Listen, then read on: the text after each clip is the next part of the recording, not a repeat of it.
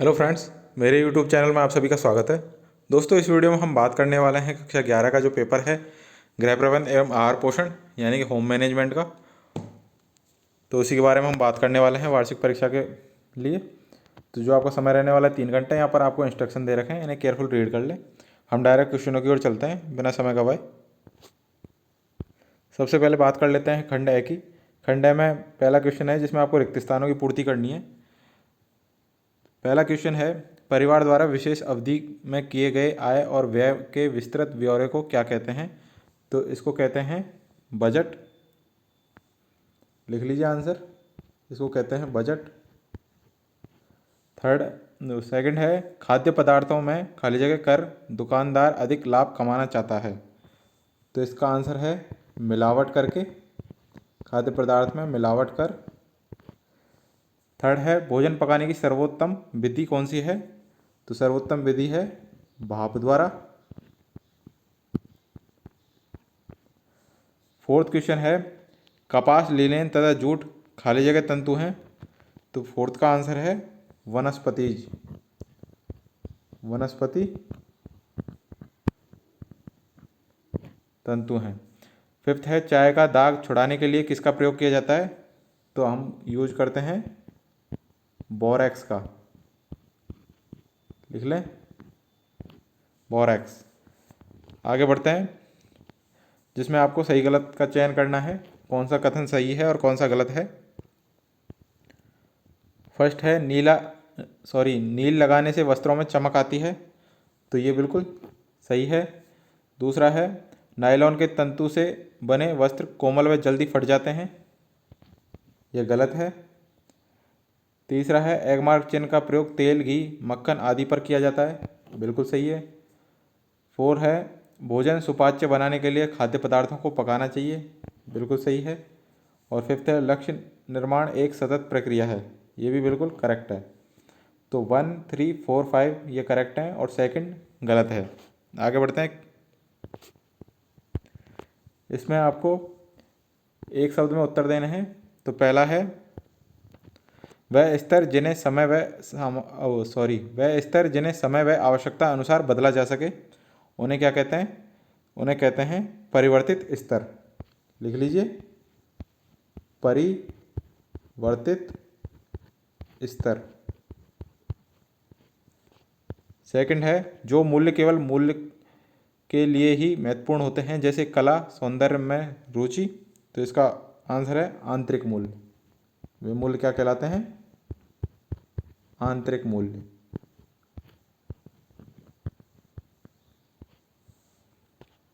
Third है, तवे पर कम घी लगाकर भोजन पकाने की विधि क्या कहलाती है? तो यह कहलाती है उथली विधि। तो ये कहलाती है उथली विधि। फोर है, वस्त्रों की धुलाई जो पानी से नहीं की जा सकती, किस विधि का प्रयोग करना चाहिए? तो इसमें हम करते हैं सूखी धुलाई। आपका आंसर है सूखी धुलाई। फिफ्थ है, भौतिक पदार्थ जैसे भोजन, मकान और कार आदि को किस प्रकार का साधन माना जाता है? तो इसको माना जाता है अमानवीय साधन। अमानवीय साधन। आगे बढ़ते हैं द की तरफ, जिसमें आपको सही जोड़े बनाने हैं। उससे पहले आप सभी से रिक्वेस्ट है कि जिन्होंने चैनल को अभी तक सब्सक्राइब नहीं किया है, प्लीज़ सब्सक्राइब कर लें और नोटिफिकेशन बेल को ऑन कर लें, जिससे आपको हर वीडियो की अपडेट टाइम से मिल सके। और डिस्क्रिप्शन में हमारे टेलीग्राम चैनल का लिंक है, उसे फॉलो करके रखें, जिससे वहाँ से भी आपको सारी अपडेट और PDF वगैरह मिल सके। तो आइए बढ़ते हैं आगे। सही जोड़े बनाने हैं। पहला है घेंगा। तो घेंगा किसमें किससे होता है? आयोडीन कमी से घेंगा रोग होता है। दूसरा है ऊर्जा। तो ऊर्जा किस में मापी जाती है? कैलोरी में। थर्ड है गोंद का कलफ। तो गोंद का कलफ किससे प्राप्त होता है? रेशमी वस्त्र से। चौथा है कौशल। तो कौशल क्या है? साधन। और समस्या की व्याख्या करना क्या है? निर्माण प्रक्रिया। तो ये थे द क्वेश्चन के आंसर। आगे बढ़ते हैं खंड ब की तरफ, जिसमें आपके लॉन्ग क्वेश्चन है जिनको यहाँ पर लिखना संभव नहीं होगा, तो इनका सॉल्यूशन हम आपको बाद में प्रोवाइड करवा देंगे। अभी आप क्वेश्चन देख लें। तो पहला क्वेश्चन है, घरेलू स्वरोजगार से क्या तात्पर्य है, अथवा खाद्य संरक्षण के क्षेत्र में रोजगार की संभावनाएं लिखिए। सेकंड है, गृह व्यवस्था में आयोजन का क्या महत्व है, अथवा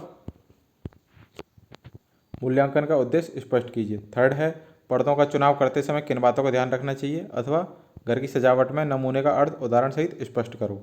फोर है, आय से आप क्या समझते हैं, आय के प्रकार लिखिए, अथवा व्यय के प्रमुख पद कौन कौन से हैं। फिफ्थ है, भोजन के प्रमुख कार्य लिखिए, अथवा प्रोटीन की कमी से होने वाले प्रमुख रोग कौन कौन से हैं बताइए। प्रश्न संख्या 6 है, शरीर को ऊर्जा की आवश्यकता क्यों होती है, अथवा भोज्य पदार्थों का चयन करते समय किन बातों का ध्यान रखना चाहिए। प्रश्न संख्या 7 है, वस्त्र धोने के पूर्व क्या तैयारी करनी चाहिए, अथवा वस्त्रों पर से धब्बे छुड़ाने के सामान्य नियम क्या हैं। प्रश्न संख्या 8 है, बजट बनाने से क्या लाभ है, अथवा बचत का क्या महत्व है। प्रश्न संख्या 9 है, जल में घुलनशील विटामिन कौन कौन से हैं, अथवा लोह लवण के कार्य, प्राप्ति के साधन तथा कमी से होने वाले रोग लिखिए।